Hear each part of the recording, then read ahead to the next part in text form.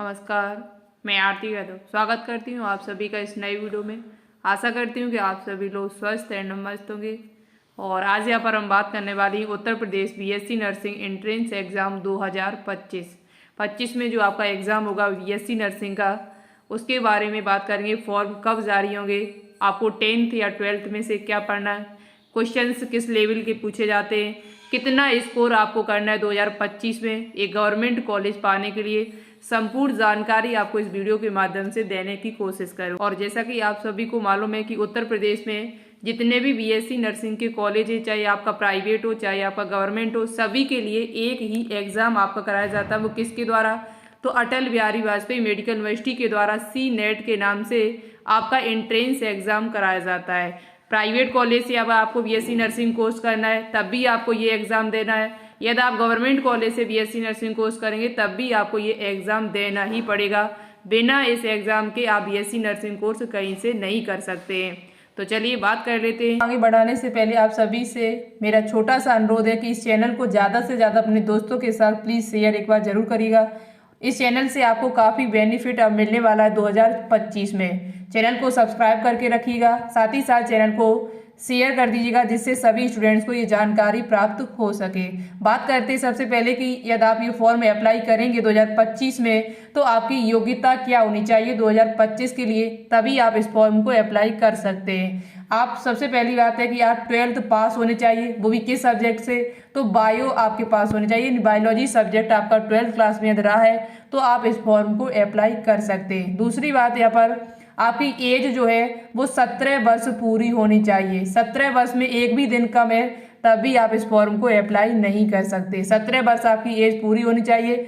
और यहाँ पर फॉर्म को कौन अप्लाई कर सकता है? तो इस फॉर्म को गर्ल्स एंड बॉयज़ दोनों ही अप्लाई कर सकते हैं। आपने कभी भी 12th पास किया है 2 साल 4 साल 5 साल पहले, तब भी आप इस फॉर्म को अप्लाई कर सकते हैं, कोई दिक्कत नहीं है। गर्ल्स एंड बॉयज़ दोनों ही अप्लाई कर सकते हैं, लेकिन सब्जेक्ट आपके पास बायो ही होना चाहिए। ठीक है, ये योग्यता है आपकी 2025 के लिए।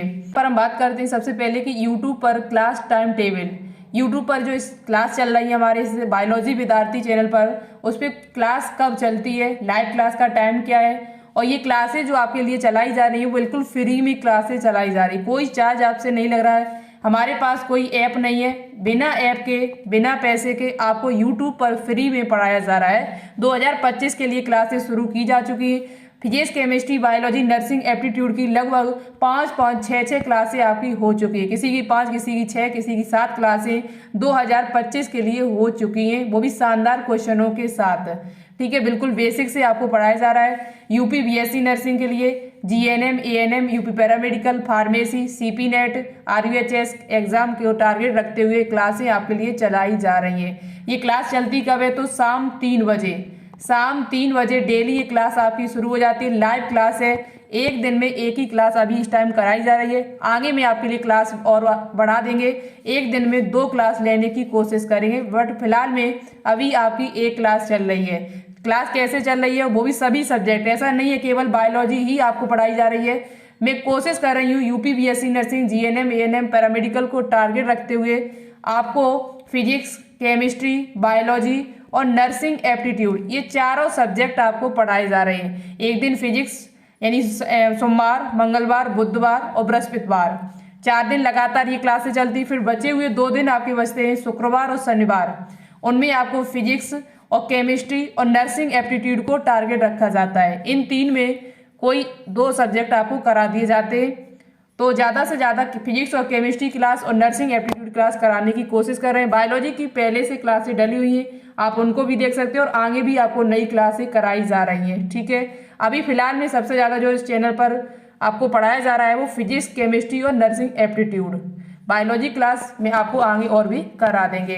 टाइम टेबल मैंने आपको बता दिया है। जो कल आपकी क्लास होगी मंडे को, वो फिजिक्स की क्लास होगी, तो कल शाम 3 बजे आप सभी स्टूडेंट्स क्लास को देख सकते हैं। अब बात यहाँ पर कर लेते हैं हम कि पेपर पैटर्न क्या रहेगा। यूपी बीएससी नर्सिंग जो एंट्रेंस एग्जाम आपका कराया जाता है सी नेट के नाम से, इस एग्जाम में क्या क्या पूछा जाए 2024 में जो पेपर पैटर्न था वही हम आपको अभी बता रहे हैं। कोई यदि परिवर्तन होगा तो आपको बता दिया जाएगा। फिलहाल यही आपका सिलेबस रहेगा, यही पेपर पैटर्न रहेगा।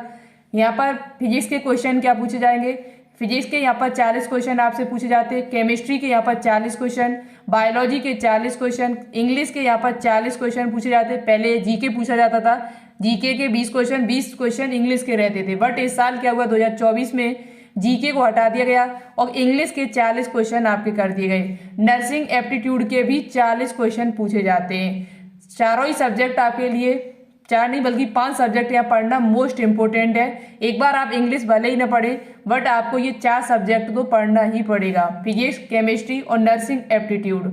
ये चारों ही सब्जेक्ट अच्छे से आप पढ़ना पड़ेगा, बायोलॉजी, तभी आप यहाँ पर अच्छा खासा स्कोर अपना कर सकते हैं। टोटल क्वेश्चन कितने पूछे जाते हैं तो 200 क्वेश्चन पूछे जाते हैं। किसी प्रकार की कोई अभी निगेटिव मार्किंग नहीं यहाँ पर है, सबसे अच्छी बात तो यही है, निगेटिव मार्किंग आपकी नहीं है। पेपर आपका जो है वो हिंदी और इंग्लिश दोनों भाषाओं में आएगा। 2024 में आया और 2025 में भी आपका आएगा, क्योंकि अब यहाँ पर पेपर जो है वो दोनों भाषाओं में हो गया है। इंग्लिश और हिंदी दोनों भाषाओं में आपसे क्वेश्चन पूछा जाएगा, ठीक है। नेगेटिव मार्किंग आपकी नहीं है।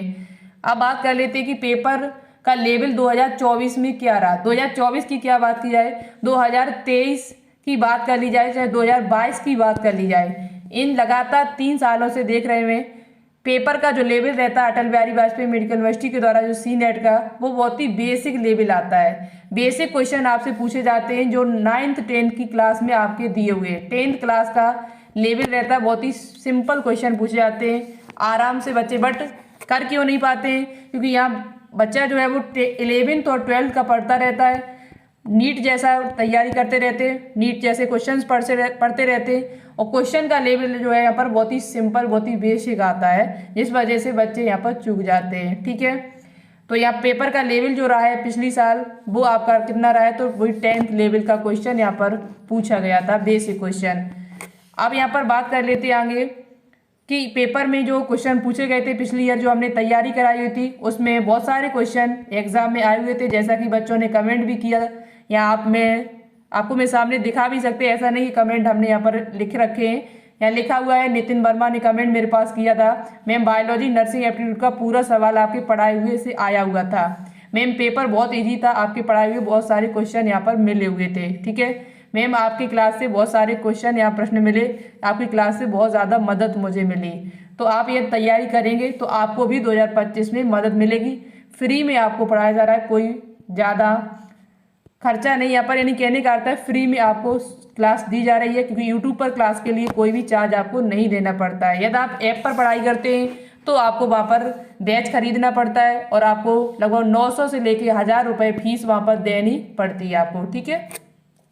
अब बात कर लेते हैं सिलेबस, तो मुझे क्या पढ़ना है, 10th क्लास पढ़ना है या 12th क्लास पढ़ना है। तो देखिए अभी आपके पास टाइम काफ़ी है, यहाँ पर जब तक एग्जाम आपका होगा तो उससे पहले आपको सबसे पहले बेसिक चीज़ें सभी क्लियर कर लेनी है। जितना भी बेसिक है आपका 10th क्लास का, फिजिक्स, केमिस्ट्री और बायोलॉजी का, वो सब आप फिजिक्स, केमिस्ट्री, बायोलॉजी और साथ ही साथ इंग्लिश। नर्सिंग एप्टीट्यूड तो नहीं मिलेगी आपको 10th क्लास में, बट फिजिक्स, केमिस्ट्री और बायोलॉजी और साथ ही साथ इंग्लिश, ये चारों सब्जेक्ट आपको 10th क्लास के पहले पढ़ लेने, बेसिक पूरा, पहले बेसिक अपना पूरा क्लियर कर लीजिएगा। उसके बाद जब लास्ट में यहाँ पर जब एग्जाम आपका आता है उसके 1 महीना पहले या 2 महीने पहले आपको एक बार 12th क्लास को भी पढ़ लेना है, क्योंकि 12th क्लास से बहुत सारे क्वेश्चन आपको मिलेंगे। 12th क्लास इतना गहराई से भी नहीं पढ़ना है आपको, बहुत ही बेसिक ऊपर से पढ़ लेना है, वो भी NCERT पढ़ना एक बार। NCERT यदि आप पढ़ लेंगे तो आपको कोई दिक्कत नहीं होगी। यदि आप BSc नर्सिंग के अलावा और किसी भी एग्जाम की तैयारी कर रहे हैं, जैसे एम्स की तैयारी कर रहे हैं या आप CP नेट की तैयारी कर रहे हैं, इसकी भी एग्जाम, इनको भी टारगेट रख रहे हैं इस टाइम, तो आप डिटेल से पढ़ेंगे तो फिर तो आपको दिक्कत होगी नहीं, ठीक है, क्योंकि इनमें डिटेल से आपको थोड़ा पढ़ना पड़ेगा। CP नेट का पेपर थोड़ा टफ आता है BSc नर्सिंग के पेपर से, जो आपका अटल बिहारी वाजपेयी मेडिकल यूनिवर्सिटी के द्वारा C नेट का कराया जाता है, ठीक है। तो एम्स का भी पेपर थोड़ा टफ आता है इनसे, तो आप यदि इनकी तैयारी भी कर रहे हैं तो आपको कोई दिक्कत नहीं, फिर तो आप डिटेल से ही चीज़ों को पढ़ते हुए जाए। NCERT पढ़िएगा। यदि आप केवल UP BSc नर्सिंग को टारगेट कर रहे हैं, पैरामेडिकल को टारगेट कर रहे हैं, UP पैरामेडिकल को, तो आप सबसे पहले 10th क्लास को अच्छे से पढ़ लीजिए एक बार। 10th क्लास की फिजिक्स, केमिस्ट्री, बायोलॉजी, इंग्लिश पढ़ ले पहले, उसके बाद एक बार आप 12th क्लास को भी जरूर पढ़ के जाएं, उसकी फिजिक्स, केमिस्ट्री, बायोलॉजी, इंग्लिश, वो भी ज़्यादा गहराई से नहीं। बात करते हैं यहाँ पर कि इसके एप्लीकेशन फॉर्म कब जारी होंगे। हर साल यहाँ पर जो फॉर्म आपके आते हैं BSc नर्सिंग के, वो अप्रैल महीने में आपके आ जाते हैं। अप्रैल महीने में आपके फॉर्म आ जाते हैं, अप्लाई होना शुरू हो जाते हैं और ये लगभग मई तक आपके अप्लाई होते हैं। 1 महीने का आपको टाइम दिया जाता है फॉर्म भरने का। पेपर इसका कब करा लिया जाता है, तो पेपर आपका जो है मई जून में आपका हर हाल में इसका एग्जाम करा लिया जाता है। जून में आपका एग्जाम हो जाता है, तो आप समझ लीजिए आपके पास कितना टाइम बचा हुआ है। नवंबर ये आपका चल रहा है, दिसंबर से आप जोड़िएगा, दिसंबर, जनवरी, फरवरी, मार्च, अप्रैल और आपका मई। जून में आपका एग्जाम है, जून में कभी भी करा लिया जाएगा, हो सकता है कि शुरुआत जून में करा लिया जाए, हो सकता है मिड जून में या लास्ट जून तक आपका एग्जाम करा लिया जाए। तो आप इन्हीं महीनों को जोड़िए, दिसंबर 1, 2, 3, 4, 5, 6 महीने आपके पास है, 6 साढ़े 6 महीने।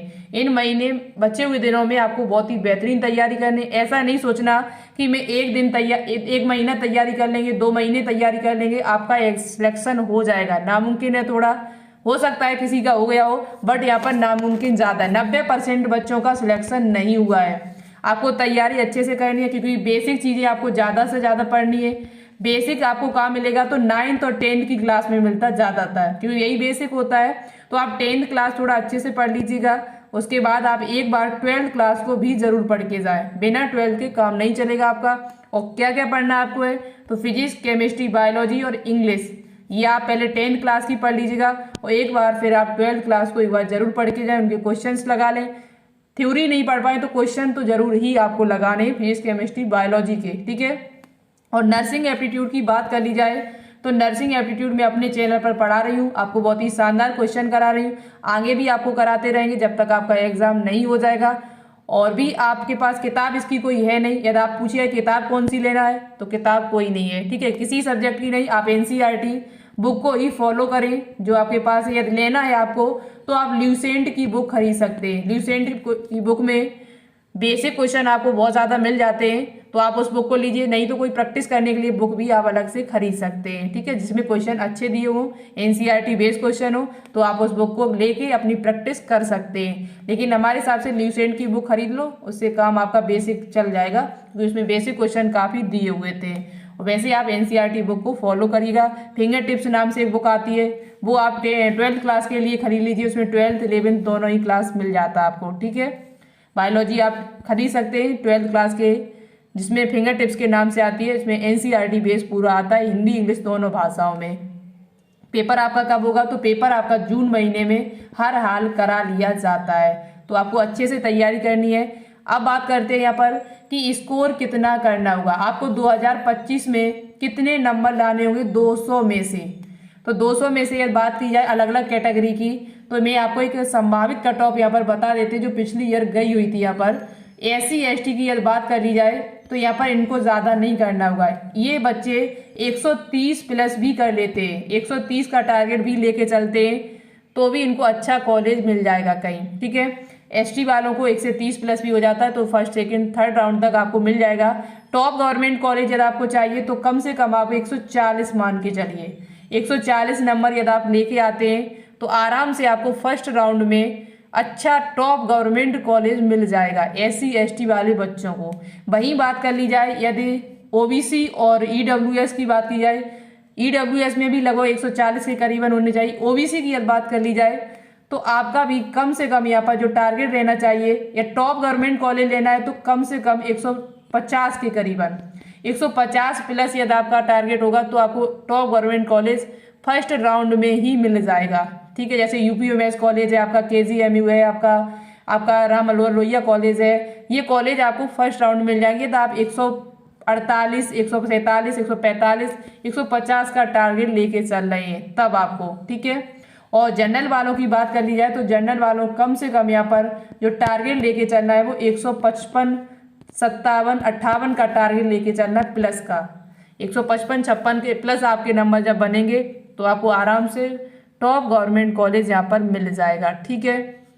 कट ऑफ आपकी कुछ बच्चों को जनरल में आपको 160 प्लस नंबर जिनके थे उनको यहाँ पर KGMU कॉलेज यहाँ पर मिला हुआ है 160, 165 में, 150 55 नंबरों में, ठीक है। तो ये आपकी कट ऑफ है जो मैंने बता दी। तो आप टारगेट जो है जनरल वाले बच्चे, हमारे हिसाब से जनरल और OBC वाले बच्चे जो टारगेट अपना लेके चलें, या गवर्नमेंट कॉलेज आपको लेना है तो 150 प्लस का टारगेट लेके चलें, तभी आपको कॉलेज मिल पाएगा। बाकी SC ST वाले 140 प्लस भी कर लेते हैं तो आराम से आपको भी मिल जाएगा। ठीक है, ये था संभावित एक कट ऑफ मैंने जो आपको बता दी, इसमें कम ज़्यादा आपका हो सकता है।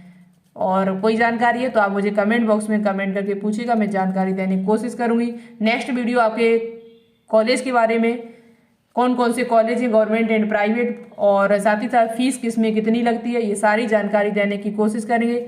और भी कोई इन्फॉर्मेशन चाहिए तो आप कमेंट करिए। अब मैं इन्फॉर्मेशन की वीडियो बनाना शुरू कर दिया है। अभी कुछ दिनों तक मैंने नहीं बनाई, कुछ काम मेरे पास ज़्यादा ही था कुछ कारणवश, बट आप बनाने की कोशिश करूँगी। ठीक है, तो चलिए आज के लिए इतना ही, मिलते एक नई वीडियो के साथ, तब तक के लिए थैंक यू, जय हिंद।